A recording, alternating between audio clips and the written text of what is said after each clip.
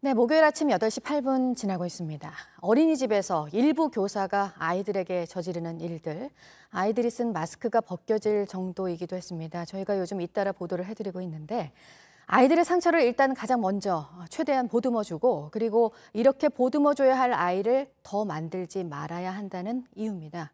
학대가 오래되면 아이들은 이렇게 변합니다. 먼저 배승주 기자가 보도합니다. 교사가 5살 아이 이마를 때립니다. 아이 다리가 번쩍 들릴 정도입니다. 움직이지 못하게 다리 사이에 두고 또 때립니다.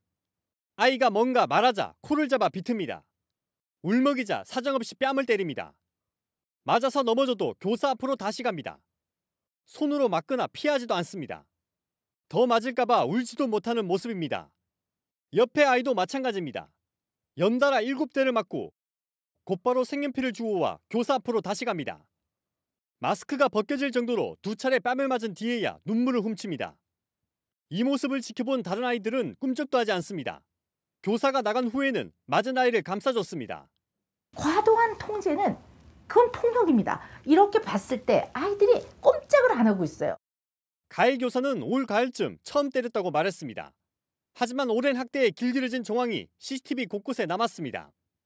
완전히 꽁꽁 얼음 상태가 됐다거나 아니면 꽤 오래 이런 것들을 쭉 이제 경험을 해서 어느 정도 아이들이 이제 이런 거에 이거 정말 좋지 않은 학습, 러닝이 됐다고 보는 거죠.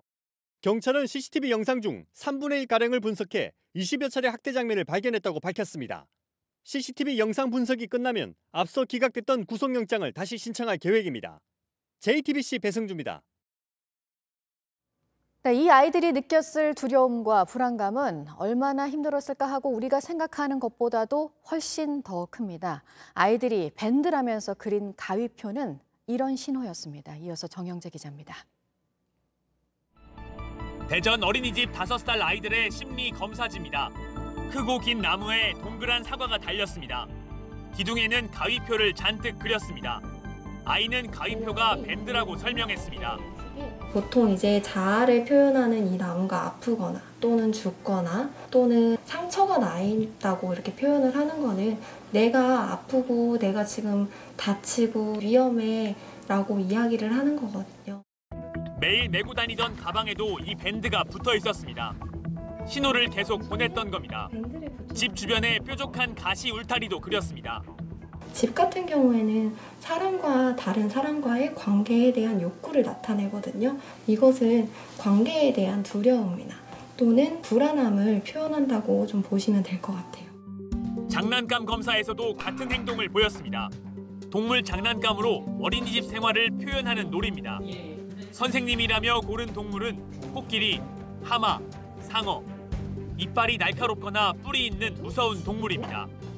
나보다 큰 동물을 이렇게 선택을 한다는 것은 두려움이나 또는 나보다 큰 존재라고 생각을 하기 때문에 그렇게 동물에 비유를 하는 거거든요.